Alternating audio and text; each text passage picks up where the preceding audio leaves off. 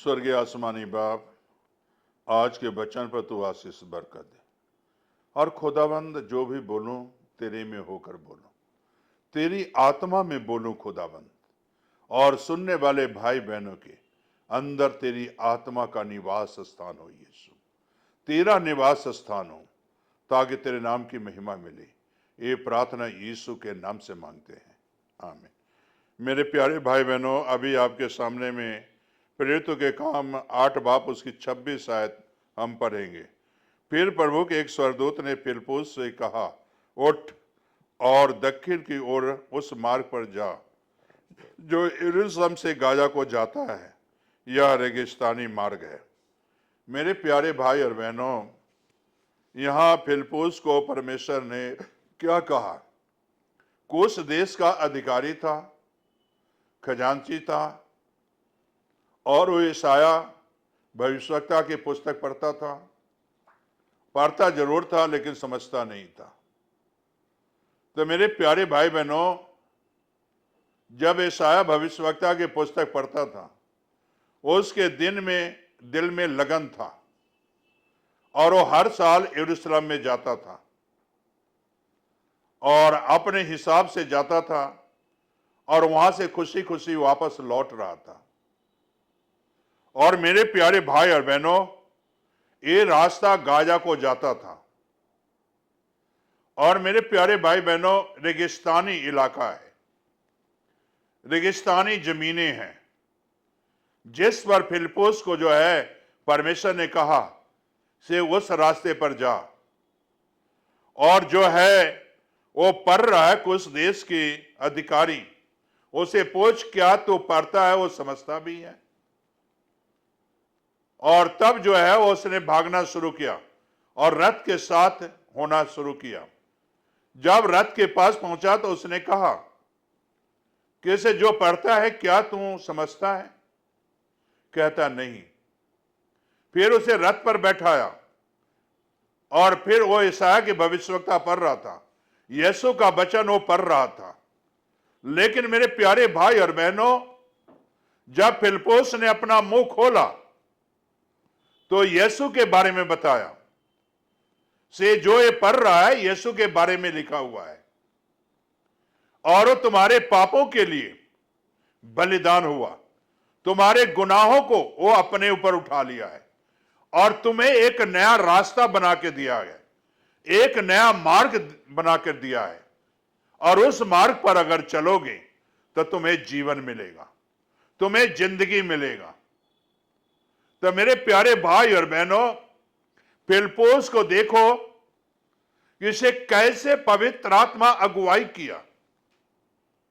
आज बहुत सारे लोग कहते हैं मुझे पवित्र आत्मा ने अगुवाई किया है।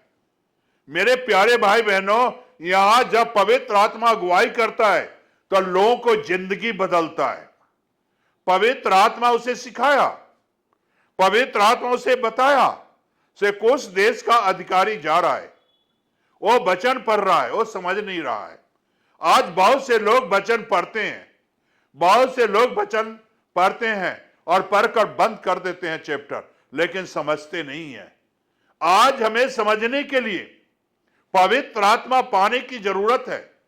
वचन के मार्ग पर चलने के लिए पवित्र आत्मा पाना जरूरी है।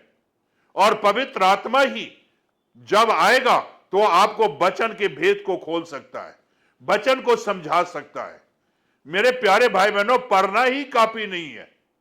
ये देखिए, हर साल यरूशलेम जाता था, हर साल वापस जाता था, हर साल वचन पढ़ता था, लेकिन इस भेद को समझ नहीं सका। इसी तरह अगर भेद को समझना है तो हमें और आपको पवित्र आत्मा लेना है, प्रभु यीशु मसीह का आत्मा लेना है, और तब आप इस भेद को समझ सकते हो और उस मार्ग पर चला। मेरे प्यारे भाई बहनों, रेगिस्तानी रास्ते पर चला फिलिप्पुस ने, रेगिस्तानी रास्ते पर चला, प्रभु की आवाज को निगलेक्ट नहीं किया। से प्रभु ये रेगिस्तानी है, रेगिस्तान है, हम कैसे चलें? हमें चलना बड़ा मुश्किल होगा। नहीं, प्रभु की आज्ञा माना। आज कितने भाई बहन प्रभु की आज्ञा मानते हैं? कितने भाई बहन प्रभु की आज्ञा के मुताबिक चलते हैं? कितने भाई बहन प्रभु के बनाए हुए मार्ग पर चलते हैं? कितने भाई बहन प्रभु के मार्ग पर चलने की तैयारी करते हैं? मेरे प्यारे भाई और बहनों, ये देखिए कि इसे जो है रेगिस्तानी और जो है वहां मंत्री को जो है वचन सुनाया, वचन सुनाया तो जिंदगी बदल गई, जीवन बदल गया। और मेरे प्यारे भाई बहनों, उसने कहा साहब, अगर यीशु पर तू विश्वास करता है, यीशु ही परमेश्वर का पुत्र है, तो तुम्हें बपतिस्मा लेने से कोई रोक नहीं सकता। उसने आगे जल देखा और प्रभु का आत्मा उसके अंदर आया उसी मार्ग पर, तो उन्हें खुद कहता है यहां जल भी है, आत्मा है, हमें बपतिस्मा लेने से कौन रोक सकता है? मेरे प्यारे भाई और बहनों, वहां उतरा, रथ से उतरा और बपतिस्मा लिया, और फिलिप्पुस को परमेश्वर ने और उठाकर कहीं और लेकर चला गया। मेरे प्यारे भाई बहनों, ये हकीकत है, ये बनावटी वचन नहीं है, ये जीवन देने वाला वचन है। हमें और आपको जीवन देने वाला वचन सुनाना है लोगों को, जो जिंदगी देता है, जिंदगी का मार्ग बताता है, वो वचन सुनाना है। मेरे प्यारे भाई बहनों, फर्ज करो मुझे कनाडा का वीजा लग जाए, अमेरिका वीजा लग जाए, और हम नर्क में चले जाएं, तो कनाडा अमेरिका से लेना क्या है, उस डॉलर से लेना क्या है? हम तो नरक के भागीदारी बन जाएंगे।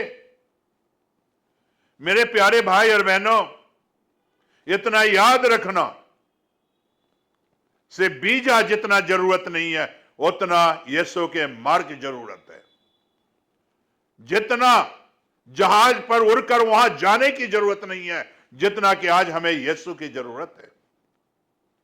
मेरे प्यारे भाई और बहनों, याद रखना, कनाडा, अमेरिका, कहीं भी इंग्लैंड, कहीं का भी वीजा ले लेते हो, इंसान बड़ा खुश होता है, लेकिन मेरे प्यारे भाई बहनों, आप स्वर्ग का वीजा ले लो और आपको दुगनी खुशी मिलेगा, दुगनी आनंद मिलेगा।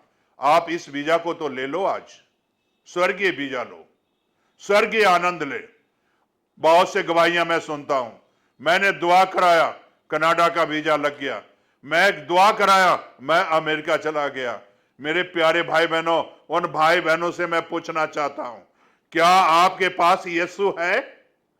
कनाडा का वीजा, कनाडा का जॉब, अमेरिका का जॉब, मेरे प्यारे भाई बहनों, हिंदुस्तान का, कहीं भी किसी कंट्री का आपको बचा नहीं सकता। यीशु ही मात्र एक है जो कि आपको आशीष दे सकता है, आपको मार्ग पर लेके जा सकता है स्वर्ग। स्वर्ग में तो लिखा हुआ है, प्रभु कहते हैं अपना धन स्वर्ग में इकट्ठा कर, जहां चोर और काई और कीड़े नहीं लगते हैं। मेरे प्यारे भाई बहनों, आज जिंदगी में जो आत्मा में धन है, वो आज आप ले लो और जीवन का मार्ग ले लो, जीवन का रास्ता ले लो। आज यीशु आपको उस रास्ते पर चलाना चाहता है। मेरे प्यारे भाई बहनों, ये मंत्री भी था और बड़ा अच्छा पैसे भी था इसके पास, लेकिन जीवन नहीं था, जिंदगी नहीं था। जिस मार्ग पर चल रहा था उसकी जिंदगी वीरान थी, उजरी हुई जिंदगी थी। लेकिन जब फिलिप्पुस ने मिला और यीशु का वचन सुनाया, तो मेरे प्यारे भाई बहनों, यीशु को ग्रहण किया, तो मेरे प्यारे भाई बहनों, दौलत एक तरफ हो गया, उसे एक नया जिंदगी मिल गई, एक नया जीवन मिल गया। क्या आपके पास ये जिंदगी है? क्या एक नया मार्ग है आपके पास? नहीं है तो आज ले लो मेरे प्यारे भाई बहनों। प्रार्थना करो, स्वर्गीय आसमानी बाप, जो भाई बहन आज नया जीवन लेना चाहते हैं, नई जिंदगी लेना चाहते हैं, आज उन्हें आशीषित कर और इस मार्ग पर चला, ताकि तेरे नाम की महिमा मिले। यीशु के नाम से, आमीन।